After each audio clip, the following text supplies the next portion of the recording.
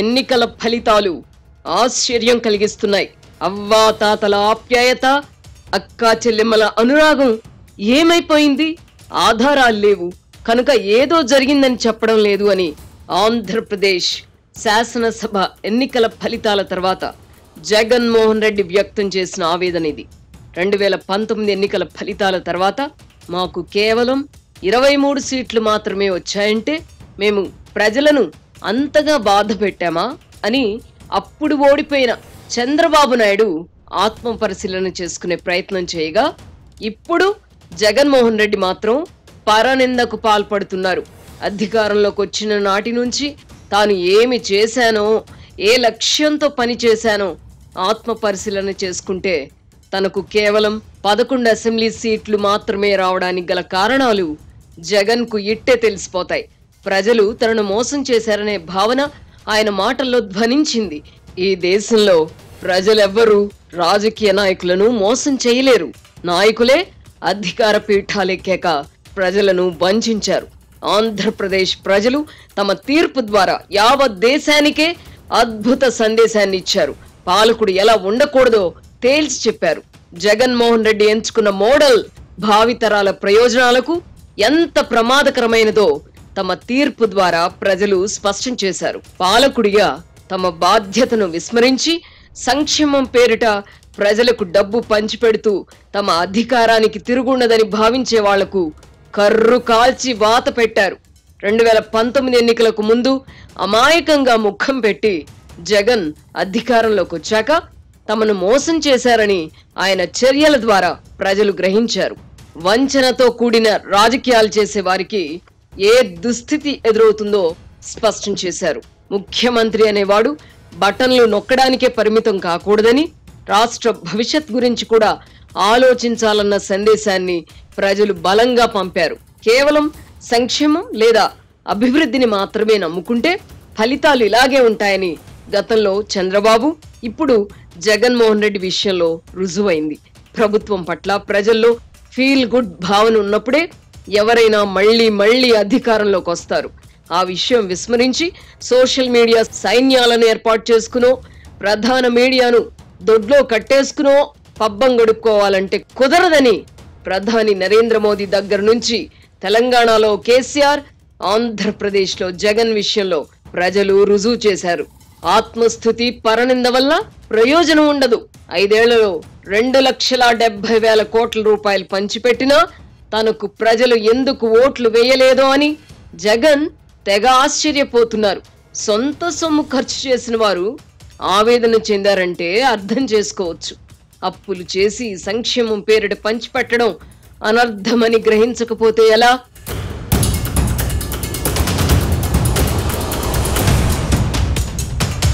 ముఖ్యమంత్రిగా బాధ్యతలు చేపట్టిన వెంటనే ప్రజావేదికను కోల్చడం ద్వారా తన మనస్తత్వం ఏమిటో జగన్ రెడ్డి చాటి చెప్పారు. అప్పుడే అతని పతనం ప్రారంభమైంది. విద్వేషాల వల్ల తాత్కాలిక ప్రయోజనం కలగవచ్చును గాని అంతిమంగా నష్టమే జరుగుతుందని ఆయన తెలుసుకోలేదు. జగన్ మాత్రమే కాదు, ఆయనను సమర్థించే వాళ్ళు కూడా ప్రజల తీర్పు పరమార్థాన్ని గ్రహించకపోవడం ఆశ్చర్యంగా ఉంది.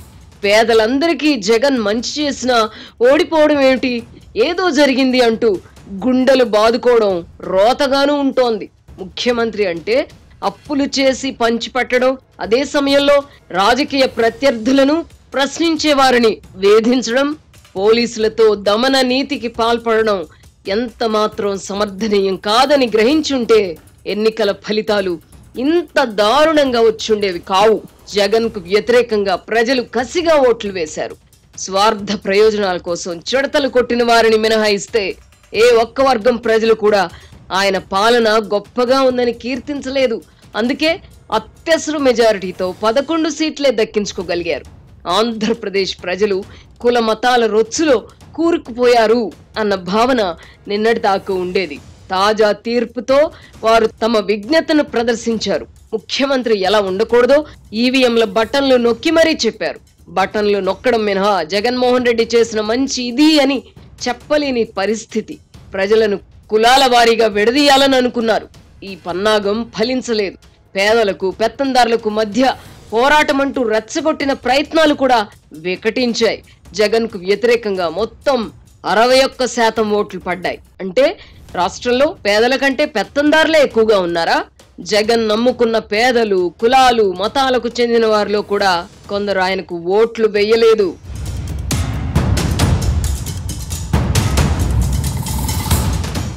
ఎప్పుడైనా ఒకటి కోరుకుంటే 2 లభిస్తే సంతోషమే కదా. మన సిర్లసీమ 2లో కూడా అంతే. డిటిసిపి ప్లాట్ కొంటే ల్యాండ్ అప్రిసియేషన్ అనేది ఒక లాభం, శ్రీగంధం చెట్ల మీద వచ్చే ఆదాయం మరో లాభం. డబుల్ బెనిఫిట్ ఆఫర్ తో సిర్లసీమ 2.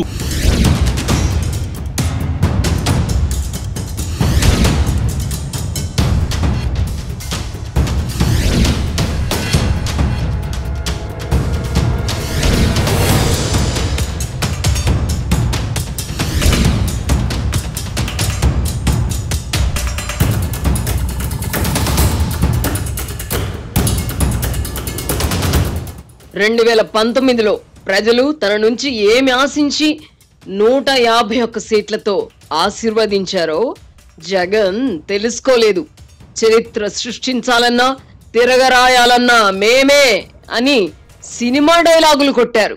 వాళ్ళు ఏ ఉద్దేశంతో అన్నారో కానీ జగన్ మాత్రం చరిత్రను తిరగరాశారు.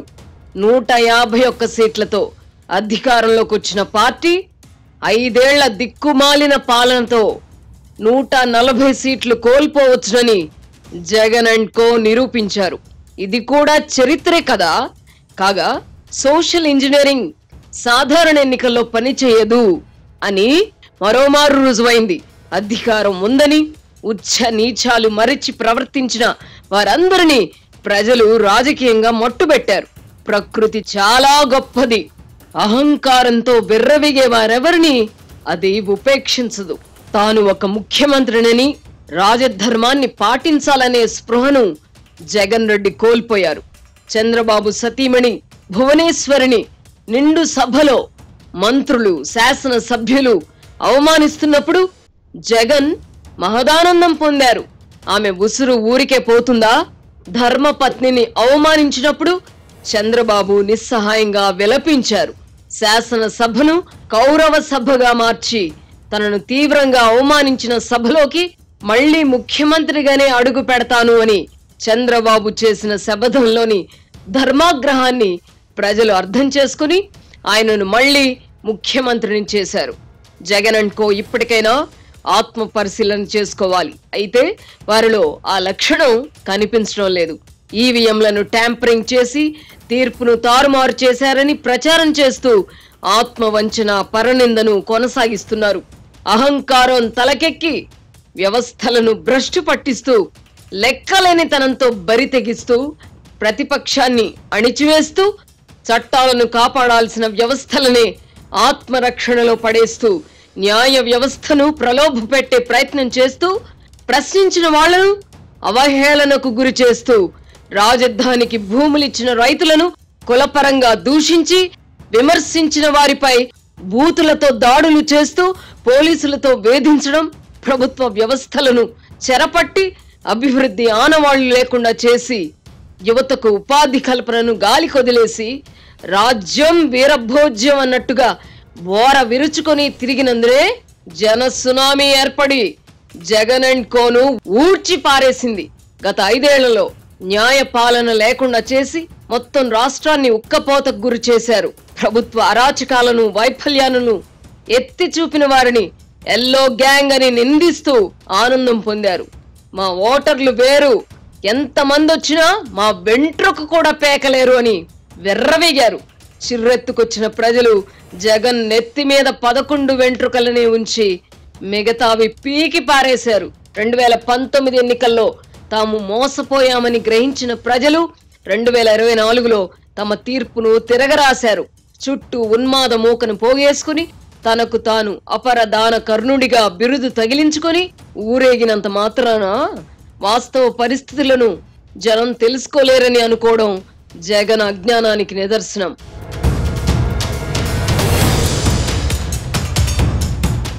సిర్లసీమ 2 వెంచర్ ని సందర్శించండి. ఇక్కడ అన్ని ప్లాట్లలో మామిడి, శ్రీగంధం చెట్లతో అద్భుతంగా ఉంది.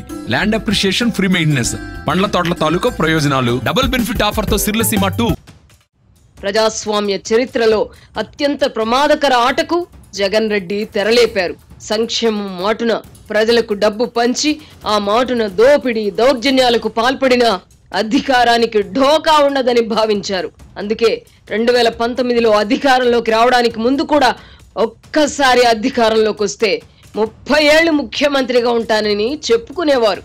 జగన్ అనుసరించిన ఈ మోడల్ ఎంత ప్రమాదకరమైనదో ప్రజలు 5 ఏళ్లకే గుర్తించారు. అందుకే అవ్వ తాతలు అక్క చెల్లెమ్మలు అని జగన్ దీర్ఘాలు తీసినా ఎవ్వరూ పట్టించుకోలేదు. ప్రజలెవ్వరూ ఆయనను మోసం చేయలేదు. ఆయనే గోముఖ వ్యాఘ్రంలా మారిపోయి విశ్వాసఘాతకుడిగా వ్యవహరించారు. సొంత చెల్లిని తల్లిని కూడా బయట గెంటారు. సొంత బాబాయిని చంపిన వారికి కొమ్ము కాస్తూ వివేకానందరెడ్డి కుమార్తె డాక్టర్ సునీత ఉసురు పోసుకున్నారు. తన భార్యను మాత్రం భారతమ్మ అని పిలిపించుకునే జగన్ రెడ్డి సొంత చెల్లి షర్మిలపైకి తన ఉన్మాద మూకను ఉసిగొల్పారు. వీటన్నింటినీ ప్రజలు గ్రహించారు. జగన్ నిజ స్వరూపాన్ని తెలుసుకున్నారు. సంక్షేమం మాటను జరుగుతున్న అరాచకాన్ని గుర్తించారు. ఫలితమే ఈ చారిత్రాత్మక తీర్పు. చరిత్ర మరువలేని తీర్పిచ్చిన ఆంధ్రప్రదేశ్ ప్రజలను ఎవరైనా అభినందించాల్సిందే. ఈ ఎన్నికల్లో జగన్మోహన్ రెడ్డి మళ్లీ అధికారంలోకి వచ్చుంటే ప్రతి రాష్ట్రంలోనూ ఒక జగన్ తయారయ్యేవారు. రాష్ట్రాన్ని అప్పుల పాలు చేస్తూ అంతిమంగా దేశాన్ని దివాలా తీయించేవారు. ఆఫ్రికాలోని కొన్ని దేశాల్లోని అరాచకత్వం మన దేశంలో కూడా ఏర్పడేది. ఆంధ్రప్రదేశ్ ప్రజలు తమ తీర్పు ద్వారా ఆ పెను ముప్పు నుంచి రాష్ట్రాన్ని మాత్రమే కాదు దేశాన్ని కూడా కాపాడారు. పాలకులు ఎలా ఉండాలో ఎలా ఉండకూడదో కూడా ప్రజలు పరోక్షంగా చెప్పారు. నిర్బంధాలు, అణిచివేత, ఉన్మాదుల స్వైర విహారం, రోత మీడియా, కూలి మీడియా ఇలా ఎంతమంది జత కట్టినా తమ మెదళ్లను కలుషితం చేయలేరని, లొంగ తీసుకోలేరని ప్రజలు రుజువు చేశారు. మొత్తంగా జగన్ రెడ్డి 5 ఏళ్ల పాలన చరిత్రలో ఒక చీకటి అధ్యాయంగా మిగిలిపోతుంది. ఎలాంటి వారు ముఖ్యమంత్రి అవ్వకూడదో ఆంధ్రప్రదేశ్ ప్రజలు స్పష్టం చేశారు. వైసీపీకి ఇప్పుడు 11 మంది ఎమ్మెల్యేలే ఉన్నందున జగన్మోహన్ రెడ్డికి అధికారికంగా ప్రతిపక్ష నాయకుడి హోదా కూడా దక్కదు. 2019లో వైసీపీకి ఇదే ప్రజలు 151 సీట్లు ఇచ్చారు. ఇప్పుడు అదే ప్రజలు తెలుగుదేశం, జనసేన, బీజేపీ కూటమికి 164 సీట్లు ఇచ్చారు. దేశ చరిత్రలోనే ఇంత భారీ మెజారిటీ ఎవ్వరికి దక్కలేదు. 2019 తర్వాత తెలుగుదేశం పార్టీకి 23 మంది శాసన సభ్యులే ఉండడం, అందులో కూడా 4 జగన్ పార్టీలోకి దూకడం చూసాం. ఆనాడు చంద్రబాబుకు అధికారికంగా ప్రతిపక్ష నాయకుడి హోదా లేకుండా చేయాలని జగన్ రెడ్డి ప్రయత్నించి విఫలమయ్యారు. ఇదంతా గతం. ఇప్పుడు ఆంధ్రప్రదేశ్ లో ప్రతిపక్షం నామమాత్రంగానే ఉంది. ఆనాడు తెలుగుదేశం పార్టీకి సంఖ్యాబలం కూడా తక్కువగా ఉండడంతో అధికార వైసీపీ నేతలు అహంకారంతో విర్రవీగారు. ఇప్పుడు ప్రతిపక్షమే లేకుండా పోయిందని కూటమి నేతలు గాని, శాసన సభ్యులు గాని, కాబోయే మంత్రులు గాని విర్రవీగితే 5 ఏళ్ల తర్వాత కర్రు కాల్చి వాత పెట్టడానికి ప్రజలు సిద్ధంగా ఉంటారని గుర్తుంచుకోవాలి. మెజారిటీ ఎంత ఉందన్నది కాదు, రాజధర్మాన్ని పాటిస్తూ రాజ్యాంగబద్ధ పాలన అందించాల్సిన బాధ్యత కూటమి నాయకులు, ముఖ్యంగా కాబోయే ముఖ్యమంత్రి చంద్రబాబుపై ఉంది. జగన్మోహన్ రెడ్డి డబ్బు పంచినా ప్రజలు ఎందుకు ఈసడించుకున్నారో అహరహం గుర్తుంచుకోవాలి. ప్రతిపక్షం బలహీనంగా ఉన్నందున మాకు అడ్డమే ఉండదని అనుకోవద్దు. బాధ్యత గల మీడియాగా ఆంధ్రజ్యోతి, ఏబిఎన్ సంస్థలు ప్రభుత్వ పోకడలపై కన్నేసుంచుతాయి.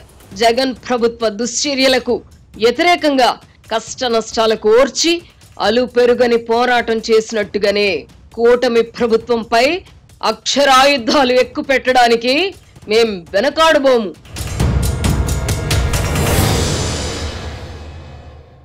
ఎప్పుడైనా ఒకటి కోరుకుంటే 2 లభిస్తే సంతోషమే కదా. మన సిర్లసీమ 2లో కూడా అంతే. డిటిసిపి ప్లాట్ కొంటే ల్యాండ్ అప్రిసియేషన్ అనేది ఒక లాభం, శ్రీగంధం చెట్ల మీద వచ్చే ఆదాయం మరో లాభం. డబుల్ బెనిఫిట్ ఆఫర్ తో సిర్లసీమ 2.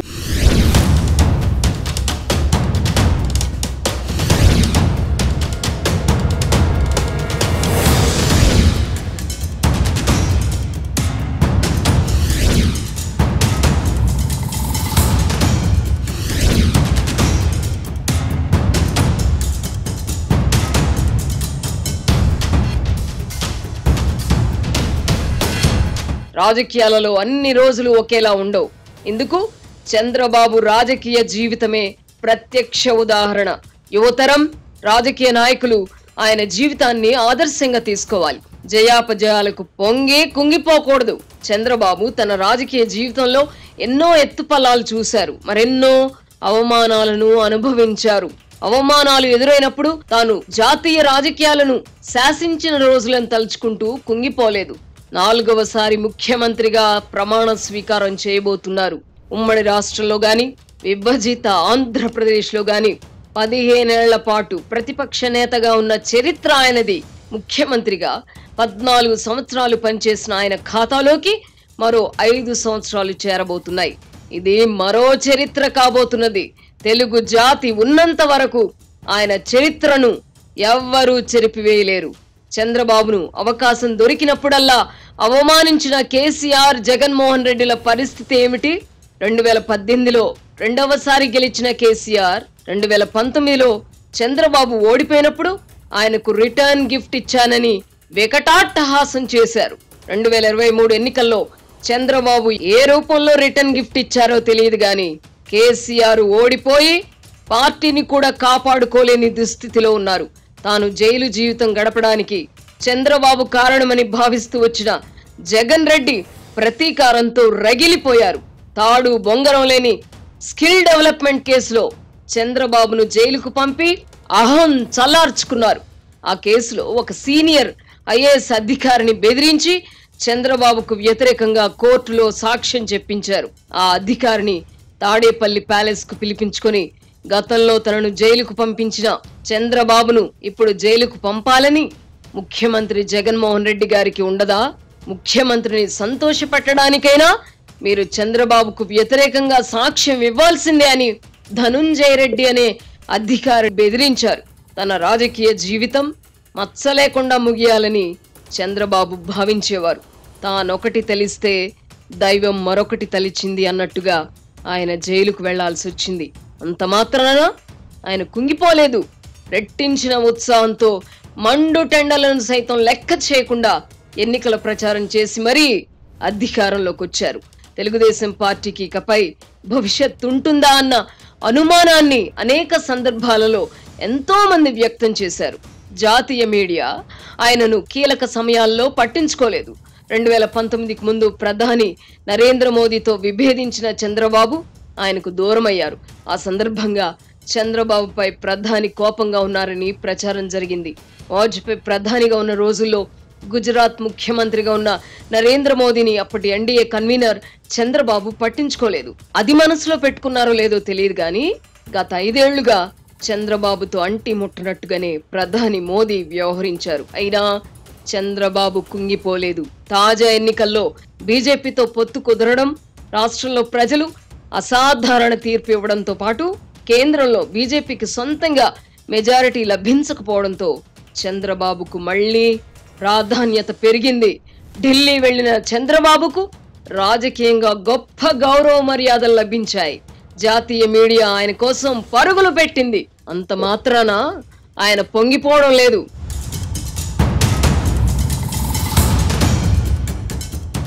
సిర్లసీమ 2 వెంచర్ ని సందర్శించండి. ఇక్కడ అన్ని ప్లాట్లలో మామిడి, శ్రీగంధం చెట్లతో అద్భుతంగా ఉంది.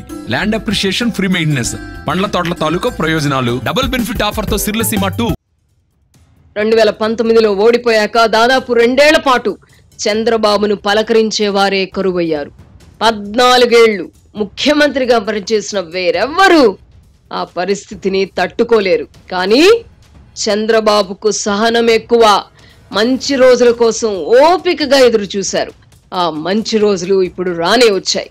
చంద్రబాబు విజయ గర్వంతో విర్రవేగకపోవచ్చును గాని తాజాగా గెలిచిన ఎమ్మెల్యేలు, ఇతర నాయకులు ఎలా ప్రవర్తిస్తారో చూడాలి. కేంద్రంలో చంద్రబాబుకు పెరిగిన పలుకుబడి రాష్ట్రానికి మంచి చేస్తుందని ఆశిద్దాం. జగన్మోహన్ రెడ్డి 5 ఏళ్ల పాలనలో రాష్ట్రం అప్పుల పాలై అభివృద్ధిలో అధోగతికి చేరుకుంది. ఇప్పుడు రాష్ట్రాన్ని నిలబెట్టాల్సిన బాధ్యత చంద్రబాబుపై ఉంది. ఈ ఎన్నికల్లో ప్రధాన ఎజెండాగా జగన్ వ్యతిరేకతే పనిచేసింది. జగన్ వ్యతిరేక, జగన్ అనుకూలుగా ప్రజలు విడిపోయారు. ఒక ముఖ్యమంత్రి పట్ల వ్యక్తిగతంగా ప్రజల్లో ఇంత వ్యతిరేకత ఎందుకు ఏర్పడిందో కూటమి నేతలు గుర్తెరగాలి. జాతీయ రాజకీయాల్లో తిరుగులేని నేతగా, ప్రపంచ నాయకుడిగా కీర్తించబడిన ప్రధాని నరేంద్ర మోదీకి కూడా ప్రజలు తమ తీర్పు ద్వారా హెచ్చరికలు పంపారు.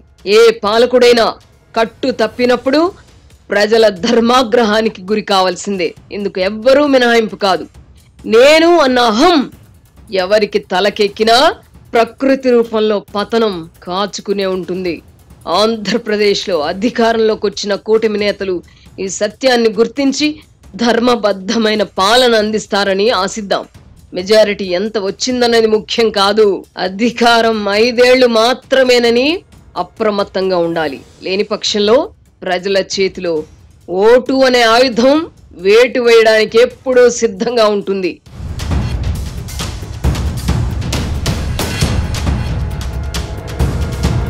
ఈ కాలం రాయడానికి ఉపక్రమించినప్పుడే రామోజీరావు ఇక లేరు అన్న వార్త వెలువడింది. తెలుగు జర్నలిజంలో చరిత్ర సృష్టించిన ఆయన మరణం పత్రికా రంగానికి కాదు, సమాజానికి కూడా లోటు.